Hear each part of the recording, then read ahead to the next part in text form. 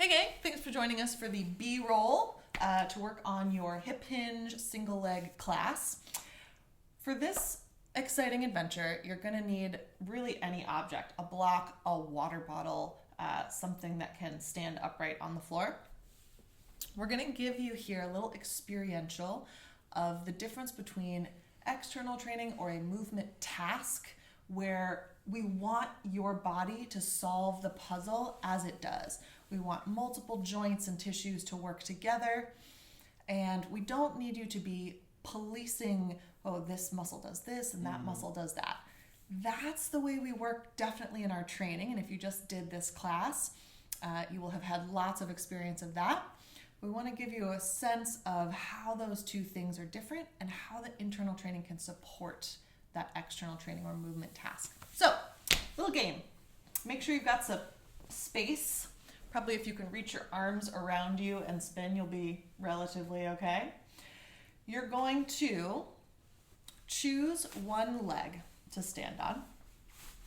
You're going to have your block to the outside of that leg or foot that you're standing on. And the game is simply going to be with your, we'll alternate hands. With your right hand first, can you go get that block, stand up with it, and can you put it on the opposite side of your foot? And then can you do the same thing with your left arm? Pick it up, put it down. Yeah, so we'll give you an amount of time to play with this, and we'll layer in a couple of deepening cues as you go. All right, so pick that first standing foot, establish your body weight over it, and off you go. Picking up with one hand, putting it down, same hand. Picking up with your other hand, opposite side of the foot to set it down.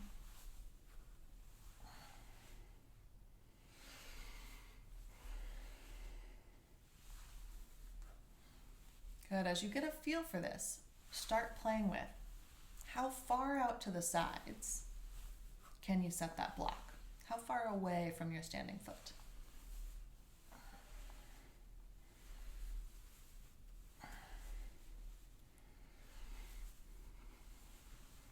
Good. And let that go. Good. Nice. Yeah? One little, just to throw it in, you saw me maybe putting my toe down and then lifting it up, so you can play with how much your back foot helps you balance too. Correct. Correct. There's many ways to solve this puzzle. Starting over on the new foot, get your block nice and close to the outside of the foot. You'll start with the same side hand, picking up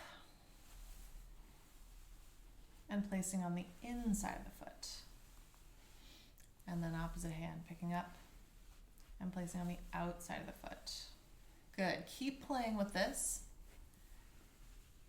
As it seems clear, explore your different options. How far away can you place the block from your foot?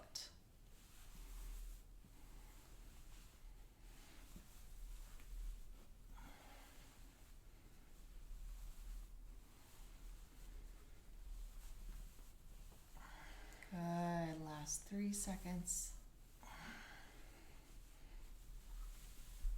Woo! And let it go. Nice. Yes. And of course, there will be moments in these types of movement play scenarios where you lose your balance or you get off kilter. That's useful information. Okay. So if that was feeling good and you want to make this challenge a little more exciting for yourself, we're going to now play with picking up the block, placing it back down. Instead of to the inside and to the outside, it's going to be as far forward and as far behind as you can.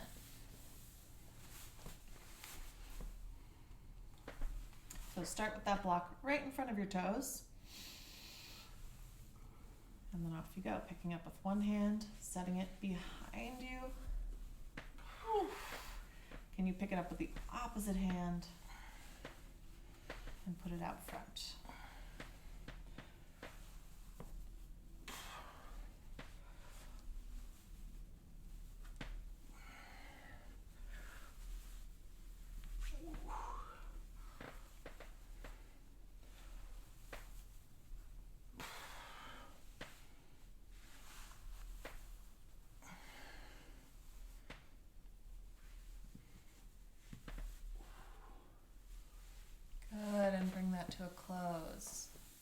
shake out, let your sensations integrate, line up for your new side. Block just in front of the toes to begin. Shift your weight onto that foot and go for it. Picking up in front, setting down behind your foot. Give the opposite hand a chance. Yes.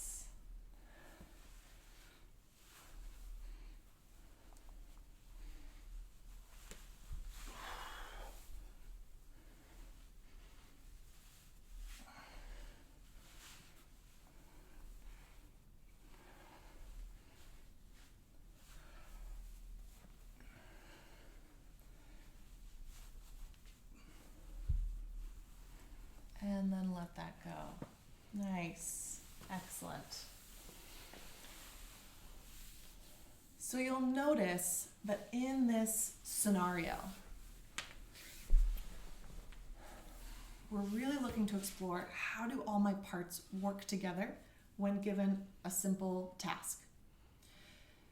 Very different to, can I use specific tissues to pull myself into a hinge and then specific tissues to push myself back out? You might have noticed, especially in the second scenario, that suddenly we're not just going forward and back. There's a rotational component that's happening, which we didn't train in our internal training class. But because we woke up more possibilities at that deeper hip, we spent some time doing your pales and rails for rotation. That material and those abilities are there for you to play with as you start to move into more of that task-oriented movement. Yeah, and this kind of dynamic of like internal and external training, partly why we wanted to make this little add-on is because this is at play all over your body, no matter what your tissue that you're working on. It just so happens that this class gives us a really good carryover. Like, you know, we pick things up off the ground. We have to do that with our bodies. And the way that our body accomplishes that is always going to be based on the internal environment of the body that does that task. So, you know, as you're going through, like I definitely felt this as I was setting the block down and picking it up, that it was almost like my body was trying to find a solution. Didn't really care like what the solution was or what it looked like or how fast or slow, but I did need to go faster or slower in order to not lose my balance. So that's the way that our bodies plan movement most of the time. And that of course feels really different than the kind of training that like we did in the actual class today where, you know, Hannah went really slow and cued exactly focus here, focus there.